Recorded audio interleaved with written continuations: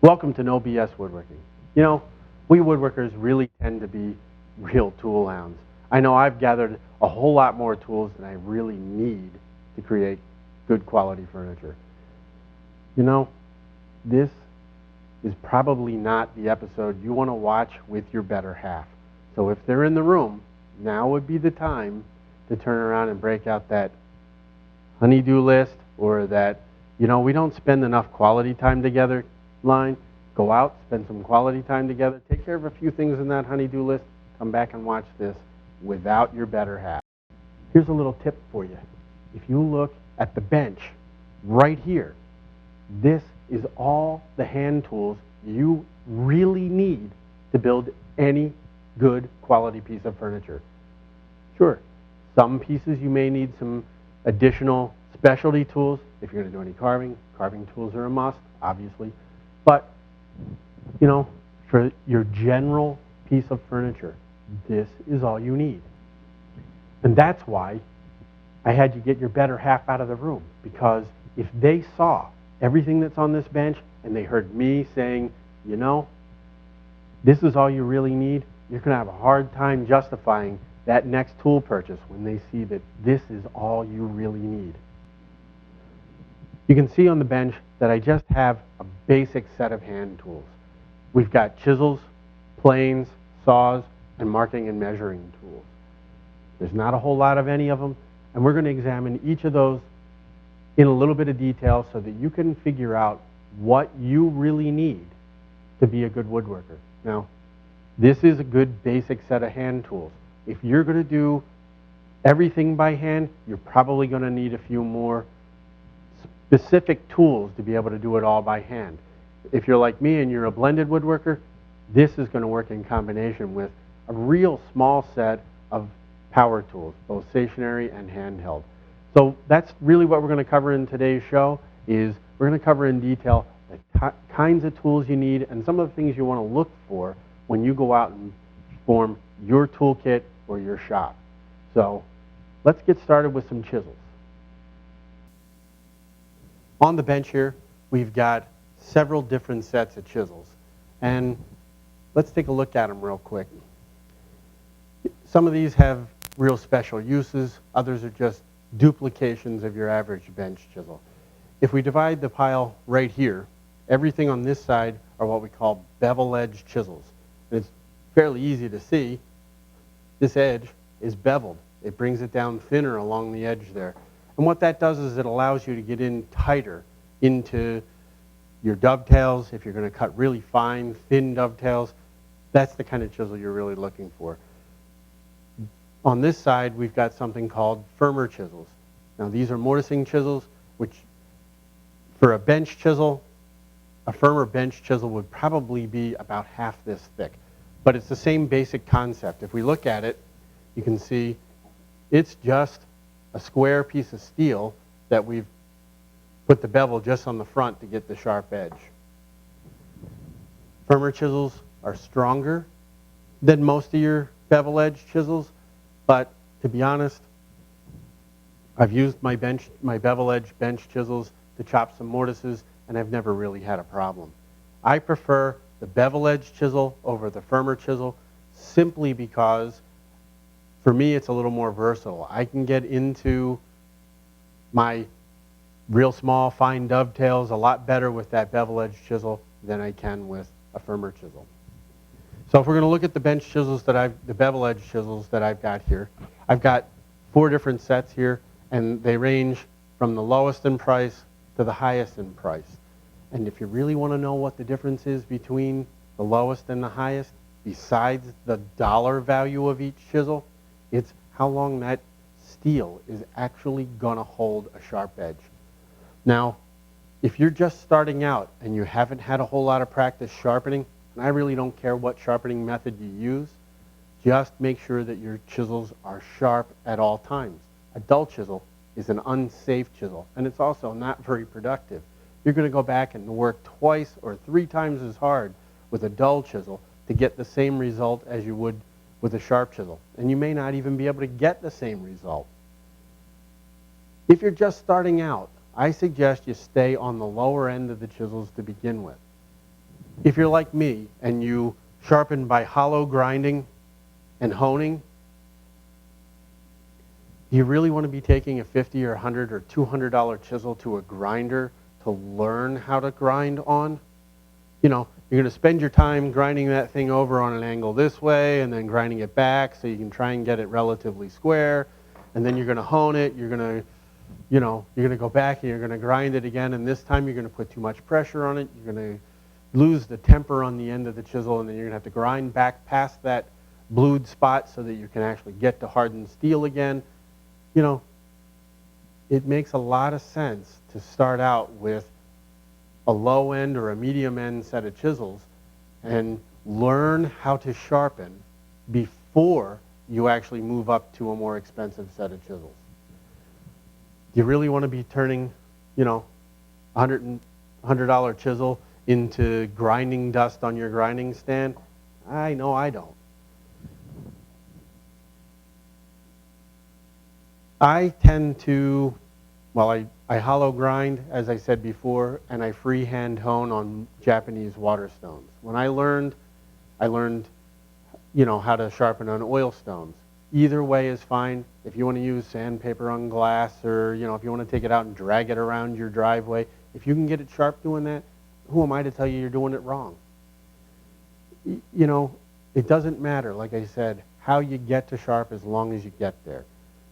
One of the reasons that I suggest that beginners start out with a lower end or a medium grade chisel is it's going to give you a lot more practice at sharpening. And, you know, if you want to be able to get your chisels and your hand planes and things sharp fast so you can get back to woodworking, I mean, this is a whole show about woodworking, not about metalworking. You know, I think that's what we're all here for, is the woodworking end of things. I try and learn how to sharpen fast. The only way that worked for me was to start out with a lower level of chisel and have to sharpen it a lot more often. Okay? Once I got really good at sharpening, I then moved up to my higher end chisels. So basically pick out a set that is going to suit you and your budget, fits your hand, it has the balance you like, try them out, you know, learn how to sharpen, and then move up. So you need one set of some kind of a bench chisel. And I don't care whether you use firmer chisels, bevel edge, whatever you like. If we move on and look at, we've got mortising chisels here. If you're going to do all of your work by hand, mortising chisels are an absolute must. If you're going to use a hollow chisel mortiser or a router or some other method to create your mortises in your pieces, a set of mortising chisels is a must. There are lots of times where I'll get into a piece of furniture and there's no way that I can cut a mortise into a specific piece on a piece of furniture. It's either too large to handle, the mortiser won't adjust out that far. You got to have some kind of a chisel to be able to get in there. You might be able to make do if you can't afford a set of bench chisels and a set of mortising chisels right away. You're probably going to be able to make do with your bench chisels, but at some point you're going to want to get yourself a set of mortising chisels. This set of chisels over here is a real luxury. These are crank neck paring chisels, and you can see they have a long body on them. They come up and lift your hand up off the bench. So if I get in there and I need to pare something off flush, an absolute luxury. I guarantee you, if you spend the money on a set of those, you'll figure out a whole lot of uses for them. They're great for paring off tenons and dovetails. I even use them to clean out glue in the corners of cases after I've dovetailed them, if I've forgotten to clean the glue out of the corner. Great addition, not a necessity. Really, of all the things on the bench, besides the mallet, you need one set of decent bench chisels that you can use every day for a lot of different purposes. After that, I would go to the mortising chisel. And then if you've got lots of luxury money left over, get yourself a set of crank necks. I get asked all the time about fishtail chisels or skewed chisels for dovetailing. In 35 years of woodworking, I've never really seen the need for them. But if you like them and you can afford the space in your toolbox and out of your pocket to buy them, they're a great tool. Give them a shot. So I think that's really what we needed to cover for what is a necessity as far as chisels are concerned. Let's talk a little bit about hand planes. Although I have a handful of different planes in my box, and you can see we pulled a few out here to put on the bench, you really only need a small few. A block plane, a smooth plane, a jack plane, and a shoulder or a rabbet plane. You know, there are lots of others you can add if you want, but these 4 planes will cover most of your needs. The block plane is going to help you with trimming up boards, you know, on their length. It's got a low angle. It's bevel up plane. I like something that has a lateral adjustment. Very few of the new planes have that. Something with an adjustable mouth to help control the thickness of the chips and the depth of cut. But that's going to help you with all your end grain needs. The smooth plane and jack plane really work in conjunction with one another. The jack plane, you can actually use it to rough level down boards, straighten out long edges, things like that. And then you go back and, shockingly, you smooth up the board with the smooth plane. Okay? The shoulder plane, just an essential kind of a tool for if you're going to do any mortise and tenon work, if you want to, you know, run rabbets by hand as opposed to doing it on a table saw or something like that. You just can't live without one.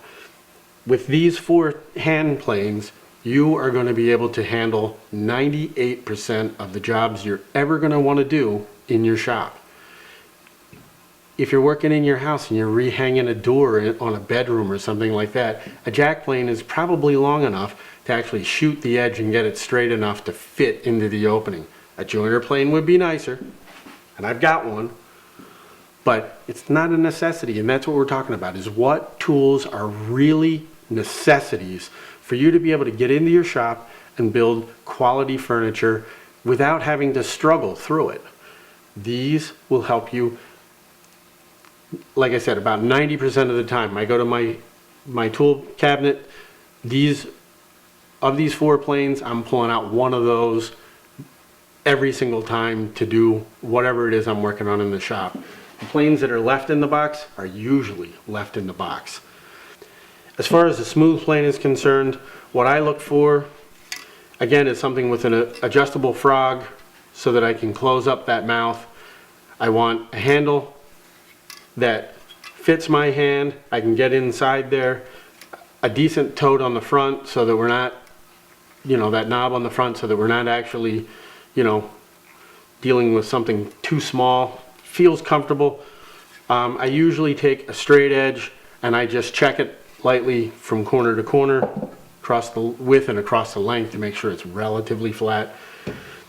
Jack plane, looking for the exact same things, a good lateral adjustment, easy movement in and out. We're looking for that kind of stuff. Shoulder plane or a rabbet plane is really up to you. I prefer what everybody's referring to as a large one today, a large shoulder plane, because when I go to trim up the end grain on the shoulders of a tenon, something large like this will just muscle its way right through that end grain a whole lot easier than something small. You can see I've got a little bullnose rabbet plane up there in my box. I hardly ever use that one. I reach for this one 9 times out of 10. All right, now I mentioned flatness a few seconds ago when I was talking about my smooth plane. And flatness is usually the next topic of discussion when it comes to hand planes for me. How flat should the sole be? If you're not within a few thousandths of an inch, there's something horribly wrong. Wait. That's the no BS flag, folks. Really? We gotta get within 2 or 3 thousandths of an inch of flat? I don't even know how to measure that. You know, let's get serious. None of my planes are even remotely that close to flat. At least that I know of. I've never really checked to see if they're that flat. I'll grab a straight edge, just part of my combination square. Here, we'll just grab it right now. And I can check my plane flat, corner to corner, all across the width and the length, and I guarantee you that if we really look at it, if you can see a little bit of daylight, it's not going to matter. You know, in the first show, we learned that wood is a very dense material made up of tube-like fibers. Because it's so dense, the outer fibers of that board are drier than the inner fibers. As we take a hand plane and pass it across that board, we're removing the driest fibers, the one on the outside. Obviously, that means we're exposing wetter fibers beneath. And they immediately start throwing off moisture to reach equilibrium with their surroundings. Those fibers, because they're losing moisture, start to contract, which changes the shape of that flat surface or that flat plane that we've created with our hand planes.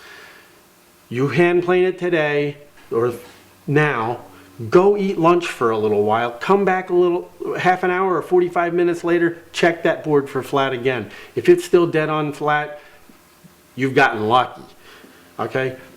Realistically, if that is the nature of the material that we're working with, is that you can't get it that flat and keep it that flat forever, what good is it, really, to make sure that we're within 1, 2, 3 thousandths of an inch of being flat? When you're going to hand plane your material with it, and a half an hour or an hour or a day or 2 days later, it's not going to be anything like you just left it. It's all about the technique. It's not about the tool. You can take these tools, run them across a board, check your board with a straight edge, just the same way I check the sole of the plane, and make sure it's flat. As long as you don't see any daylight, it's as flat as it's ever going to be. I think the next thing we need to do, that's plenty on hand planes. I think the next thing we really need to do is start to cover hand saws. Okay, here we go again. Just a few saws here on my bench, and one of them is duplicated. Okay? Here we are again talking about, you know, what is really needed for your toolkit in order to make furniture. You can add a panel saw, you know, a cross cut, a rip saw, but, you know, like I said, if you have some power tools and you're willing to use them, that's going to get rid of the need for a lot of those other saws that are out there on the market. What I have in my toolkit is a tenon saw and a dovetail saw. And you can see I have 2 dovetail saws here on the bench. We actually have a lot of dovetail saws here in the shop, but, you know, I've got a school here, and we got a half a dozen people in here at a time using the dovetail saws. So we need a bunch. What I'm trying to show you here is that you don't necessarily need to go out and buy the most expensive dovetail saw in order for this thing to work. Dovetail saws, every saw, whether it's a cross-cut saw or a rip saw, a tenon saw, a panel saw, a dovetail saw, all of them work off of the same principle. We've turned around and we've cut teeth into a piece of steel. We've sharpened those teeth and put some set on there so that those points on the teeth actually score the fibers of the wood, and then the balance of the tooth clears the waste out in between the 2 score marks. Okay? The tenon saw that I have, I use it for larger dovetails on cases. I use it for cutting tenons, which we'll see in a later show. My dovetail saw, I use it for virtually everything in the shop. I use it for hand cutting all my dovetails. I do cut some mortise and, cut some tenons with it. I do cut small pieces off with it if I need to. We demonstrate, and you'll see this in an upcoming show, some basic inlay stuff, and I actually use it to cut the inlay. What I tell people when you're looking for a tenon saw or a dovetail saw, find one that fits your hand. I like the way mine fits. My fingers aren't crowded. It feels good in my hand. It fills up and hits the palm of my hand nicely. When I extend my index finger alongside, you know, everything just feels right. It's got a good balance. I prefer a heavier back on my saws because that way the saw is doing the work. I'm not, okay? This saw is a little tighter on me, but it's still a really good saw for the money. Don't go overboard with your saws until you've had a lot of time to practice with them. So I think the next thing we need to take a look at is layout tools for marking, measuring, and all of those kinds of things. Let's talk a little bit about marking and measuring tools. For your toolkit, you're going to need a couple of different types and sizes of squares. Now, you don't need to go out and spend a massive amount of money on squares. You know how to check a square for square, don't you? You take it, put it on a straight edge. Fortunately, my workbench is straight. We draw a line, flip the square over on that straight edge, and hold it up against there and make sure that the line lines up. If it doesn't, it's not square, throw it away. I've got two combination squares, a large one, a 12-inch, and a 6-inch. That's plenty. And I have a little 6-inch engineer's square. That's what's gonna get you through 99% of the work you have here. If you want a larger square, you want to go out and buy, you know, a rafter square, do all those kinds of things. A lot of it's just going to depend on the type of work you do. If you're building furniture, these are going to cover most of what you're going to do. We've also got a sliding T-bevel. I use it in the shop constantly because it's a multitasker. I can lay out angles for, you know, angled pieces. I can, you know, check angles on crown moldings or mid moldings on pieces with it. Make sure I'm setting my saws properly to the proper angle. I can use it for laying out dovetails. I can do all kinds of weird things with it. Well, mostly angle things with it. It's one or two of these in your toolbox and you've got all the different things covered that you're ever going to need. You need a marking gauge. Now, this is a wheel type marking gauge. It cuts by slicing. If you've got a traditional style with a pin, they work just as well. One suggestion I have is if you're going to use one with a pin, file it more to a knife edge so that it cuts rather than just tears out as it goes across the piece. The sharper you can get it, the better off you're going to be. Measuring. You can use a steel rule. I've got a 6-inch and a 12-inch here. Lots of people like to use, you know, a yardstick, you know, a metal one that's a little bit more accurate than your standard lumberyard style wooden yardstick. But, you know, for me, a decent tape measure is good enough. I mean, as we will see in next week's show, I use the tape measure a lot. Nothing wrong with a tape measure. If you want to use a folding rule, the only suggestion I've got when you start to measure with something, measure with that particular ruler throughout your entire project. If you start with this ruler, then move to this ruler, move to that one, and then back to this one, there's no guarantee that they're all the same. We've had lots of students come through the school here and they randomly pick up somebody else's tape measure or ruler and start to use it and find out that, you know, 12.5 inches isn't quite the same on their ruler as it is on mine. The last marking and measuring tool that I find to be really important is a pencil. Not a pen, not a magic marker, not a Crayola crayon, but a pencil. We can sharpen that, we can mark with it. If we, you know, mess something up with a measurement, we can erase it, we can scrape it off easily, all of those kinds of things.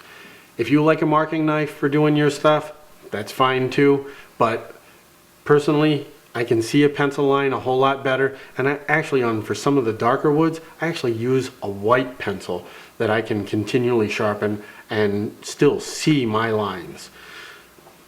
Again, sorry guys if you're trying to get your better half to load you up on all kinds of tools here. You can see it's not a lot.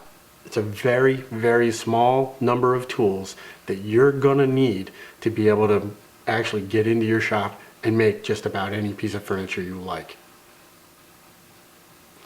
Let's talk a bit about basic power tools. I know for some of you, this is the part of the show that just turns your stomach. But let's face it, some of us actually want to finish a project. The primary power tools that I recommend you start with are a table saw, a bandsaw, a jointer, planer, and a handheld router. The reasons are simple. These are the tools that most relate to the hand tools in the previous segments of the show.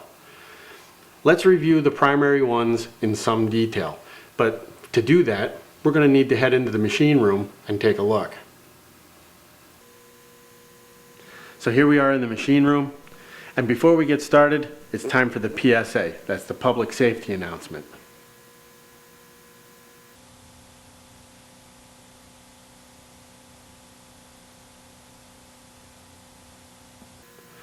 Now you can see we're here with the small joiner that we have in the shop.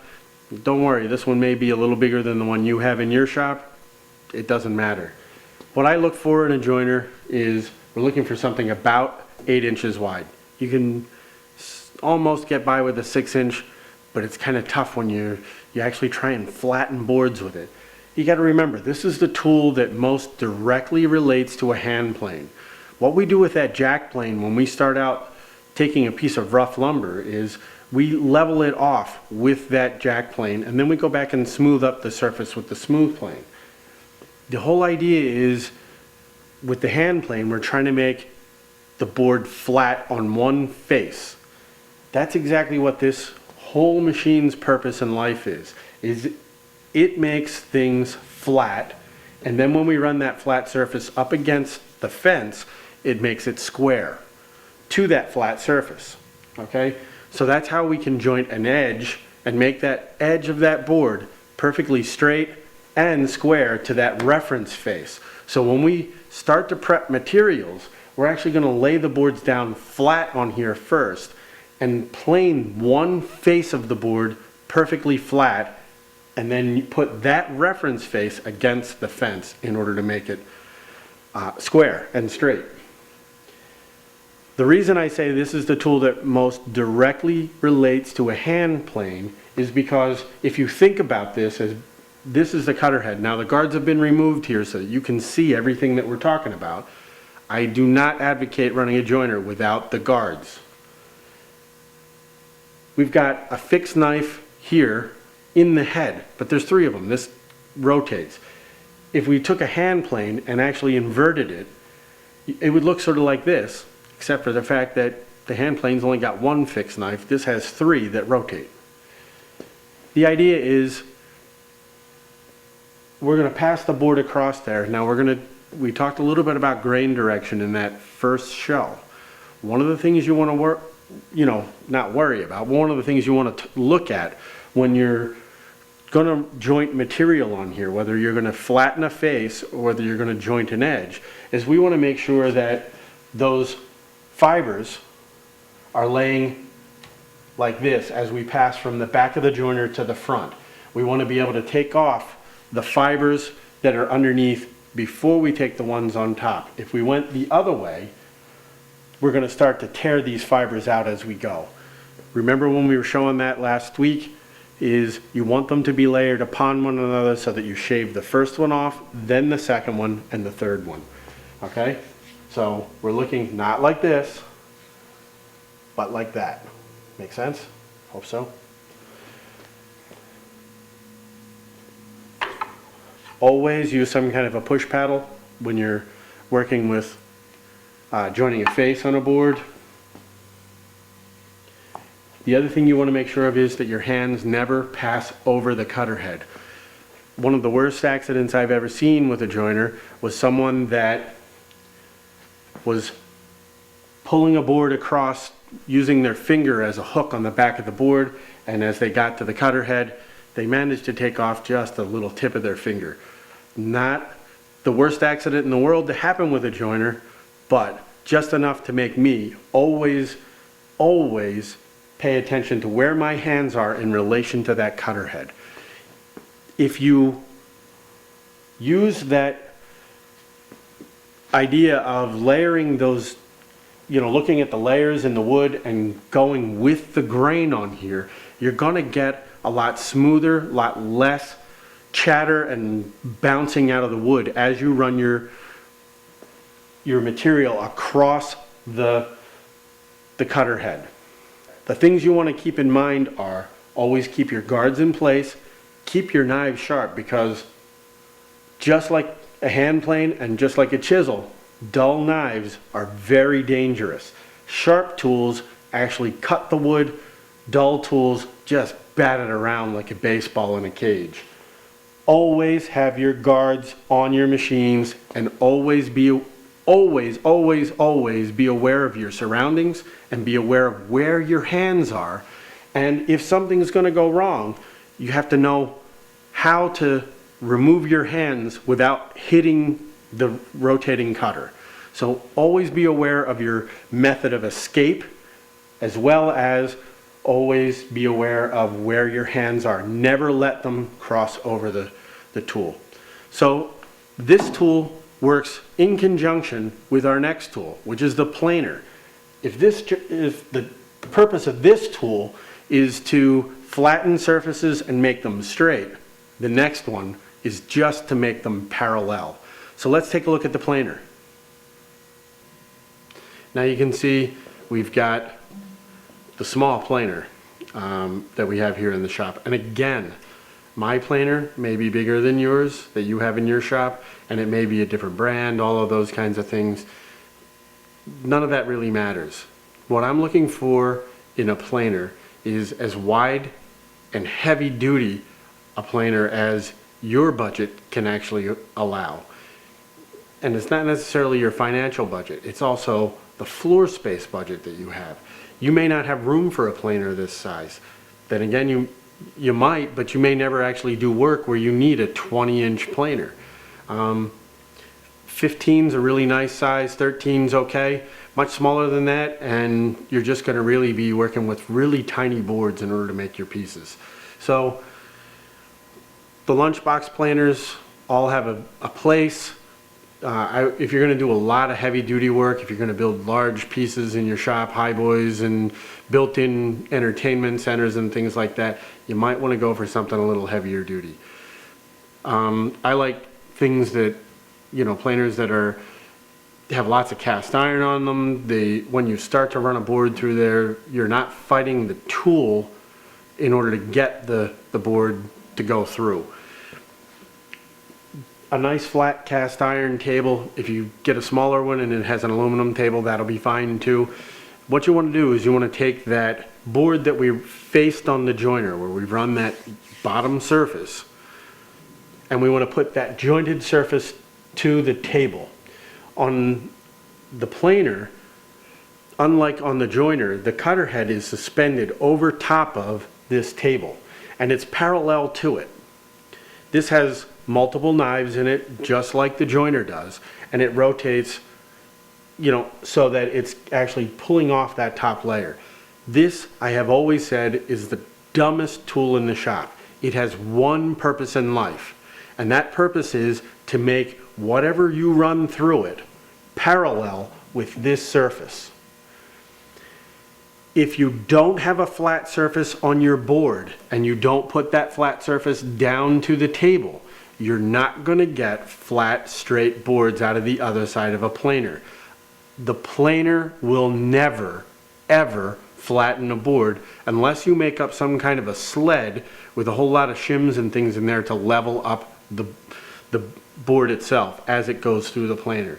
But using the planer as a separate tool, you cannot flatten boards in this. It will make everything parallel to the table. So if you put in a board that is cupped, twisted, and bowed over the length, you're going to get out a uniform thickness cupped, bowed, and twisted board. It's going to be smoother than when it went in, but it's still going to have all of those same problems that you started with. So that's why the joiner is such a necessity in the shop, so that you can get those surfaces flat. Then this will help you eliminate an awful lot of handwork. Now you can do this at the bench with jack plane, smooth plane, and level those off and make everything to the proper thickness. It's lots of fun to learn how to do that, but you know, when you're working on your 20th or 25th or 30th piece of furniture, you tell me how much you enjoy hand planing down tiger maple boards to thickness. The planer, what else can I say, really? You want to look for the best mechanism that raises and lowers the bed. On most consumer versions of a planer, it's going to be either 2 or 4 posts with a rack and pinion type chain driven mechanism that's going to run that bed up and down on there. There's just, you know, you're not going to get a wedge bed in something this size where the accuracy and the durability go way up. As far as durability goes, this was my primary planer for the first 10 years of being in business. I had probably a dozen or more employees that had worked with me who ran probably 150,000 board feet of lumber through this thing, and it is still ticking. And I'm not saying that, if you look at most of the planers in this class, they're all being made pretty much in the same place. I know I'm going to get phone calls and emails from all the different manufacturers telling me that their planer is better, but I've looked at them all and they all come out about the same. They all have the same style castings, same style bearings, same style cutter head. You know, it really doesn't matter that much. Buy one that suits your budget and your floor space and as big as you can possibly get for the type of work you're doing.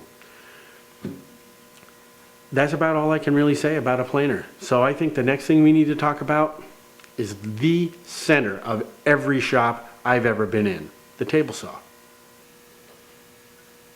Okay, here we are at the table saw, and as I said before, this is the heart of virtually every cabinet shop I have ever been in. Now, I know it scares some of you to death to think that you actually have to cut on a table saw, but later on this season, we're actually going to do an in-depth show on how to use the table saw safely. And you're going to see 35 years of using a table saw, folks, I have never even gotten close to cutting or losing one of these in an accident. Okay? It's because, not because I have, you know, some kind of stopping technology or something that's going to, you know, stop me from using the saw safely. It's because every time I get on this saw, the first thing that comes to my mind is I have one thought and only one thought, and that is what I'm doing and how I'm doing it so that I operate the saw as safely as humanly possible. Okay? My mind is focused on my task.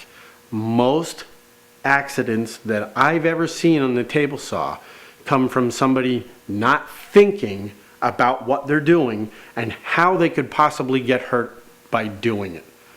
Okay? Keep your guards in place as much as you possibly can. Don't cross-cut on the rip fence. One of the best tools you could ever make for yourself for a table saw is a cross-cut sled. You can put fences on here and cut miters. You can do so many things with this saw in conjunction with a sled that you just can't do many other ways. You can do them by hand, but again, if you've got 1 or 2 weekends a month to do your woodworking in your shop, do you really want to be spending 8 hours cutting a miter by hand and trying to fit it all by hand? Or would you rather take 10 or 15 minutes and get it done on the table saw?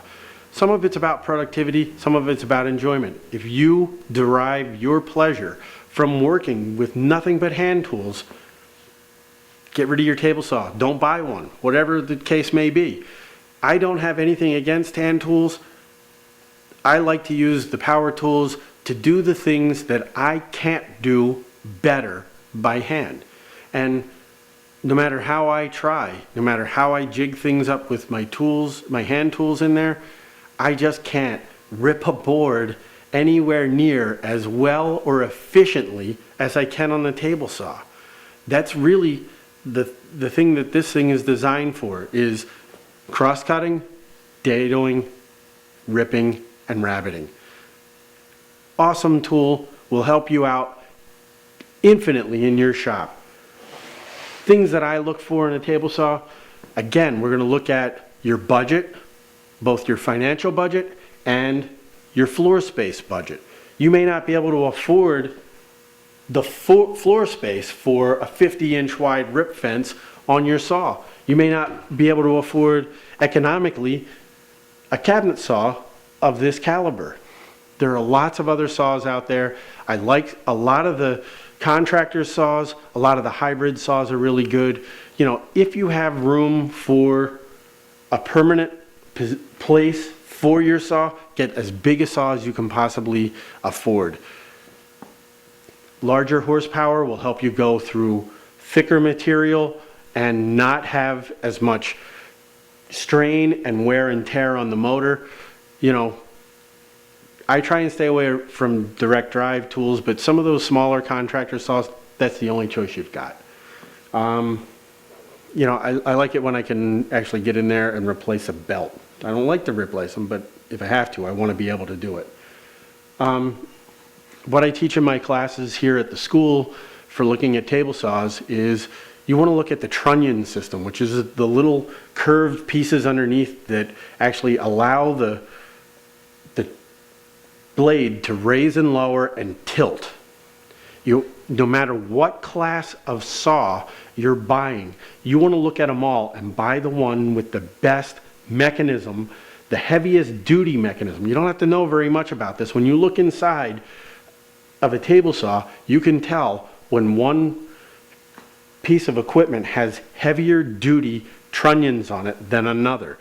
If there's a lot of sheet metal and looks like, you know, big box store nuts and bolts in there, look at the others and see who has the heaviest duty mechanism for raising and lowering and tilting your saw. The last thing that I would tell you to really do with your saw is buy one of these T-square style fences. If your saw doesn't come with it, see if you can get one in an aftermarket. A really good solid rip fence is going to make a bad saw function a lot better than a much better saw with a really crappy rip fence on it. So we're looking at as large a diameter saw as you can get. Mine's a 10-inch. If you can afford one that's a 12 or a 14 for your shop, knock yourself out. You want to be able to make yourself a sled. You would like as heavy a duty a top and trunnion system as you can get, and a really good rip fence. A really good rip fence, like I said, will make a huge difference in the overall performance of your saw. Now, the other two machines that I recommended were a bandsaw and a handheld router. And we're actually going to cover those in future shows. Hopefully, now you have the basic idea of the tools that are needed to be able to make furniture. We're going to go a lot more in depth on all of the tools that we've covered in this episode in future episodes.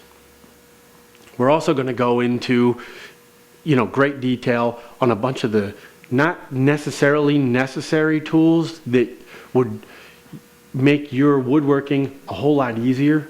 Things that, you know, sort of like those crank neck chisels, you might not really need them, but boy, would they be helpful in your shop. I'd like to thank you for joining us for this episode of No BS Woodworking. Each week on the show, we'll be exploring different aspects of woodworking, but all the shows will build upon this show and the previous show. Both this show and the first will remain available to all woodworkers for forever. From this point on, you'll need to be a member to be able to watch the show each week. If you're a journeyman or master level subscriber, there'll be a blog post tomorrow on the No BS Woodworking blog that will expand on the information in this show a little bit So if you have any questions or concerns, please leave a message in the comments section so we can discuss it. If you're not a subscriber, you might want to think about going to the website and hitting that membership registration tab on the top of the website there and sign up at one of our different membership levels so you don't miss an episode of this woodworking adventure. If you really can't afford to come and take a class here in person, by signing up to be a member, you'll get one every week. And speaking of future episodes of No BS Woodworking, on next week's show, we're going to be building a great addition to any workshop, a tool cabinet. So for you members, until next week, let's keep the BS out of woodworking. I'm Chuck Bender, and I'll see you next week in the workshop.